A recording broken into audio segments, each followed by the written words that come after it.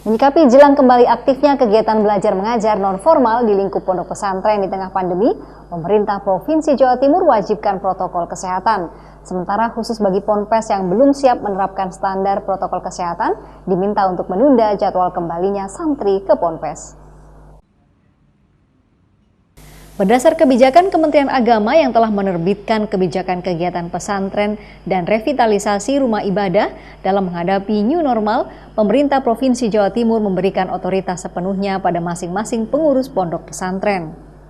Hal ini juga sesuai kebijakan PWNU Jawa Timur yang meminta kegiatan belajar mengajar baik formal maupun non-formal tetap dilakukan di lingkup pondok pesantren namun tetap dengan ketentuan standar protokol kesehatan.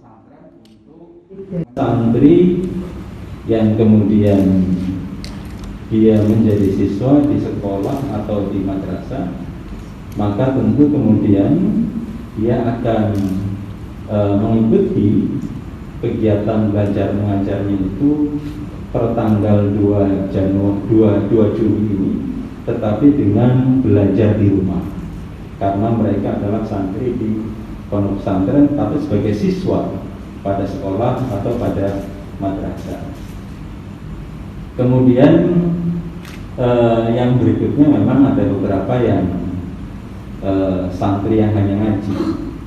Santri yang ngaji ini yang oleh PWNU kemudian saya kira menjadi kewenangannya pengasuh pesantren. Tentu tugas kita semuanya adalah memberikan pendampingan, memberikan mitigasi, bersinergi dengan pondok pesantren agar kemudian bisa menerapkan protokol kesehatan secara ketat. Sementara itu, dengan diberlakukannya new normal di lingkup pondok pesantren di tengah pandemi COVID-19 yang masih tinggi, untuk itu dalam mengantisipasi adanya santri yang terpapar usai kembali ke rumah, Dinas Pendidikan Provinsi Jawa Timur dan Kakanwil Kemenak Jatim menyusun 4 strategi kooperatif advance, di mana bagi santri yang kembali ke pesantren harus melalui tes yang ketat dan dilakukan tes bertahap. Bagi pesantren yang belum memenuhi standar protokol kesehatan, ponpes diminta menunda kembalinya santri sambil tunggu sarana pesantren untuk bisa terapkan protokol kesehatan. Faktor-faktor yang menjadi kelemahan, tidak semua pesantren dapat menyediakan sarana dan prasarana yang sesuai dengan protokol kesehatan. Jumlah santri yang cukup besar sehingga sulit untuk menerapkan prinsip social distancing dan physical distancing. Ini adalah faktor lingkungan internal. Sedangkan yang menjadi lingkungan eksternal, peluangnya adalah kepatuhan masyarakat terhadap protokol kesehatan mulai meningkat, dan ini bisa kita lihat bersama.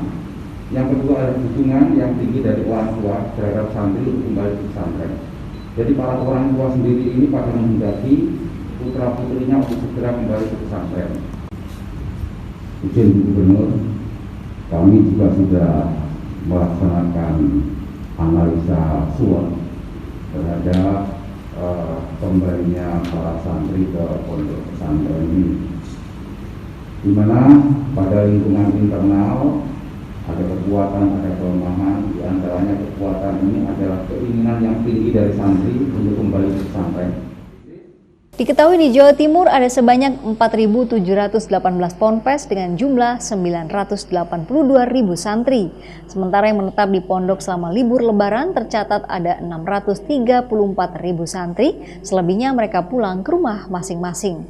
Dari Surabaya, Slamet Riyadi, AREK TV melaporkan.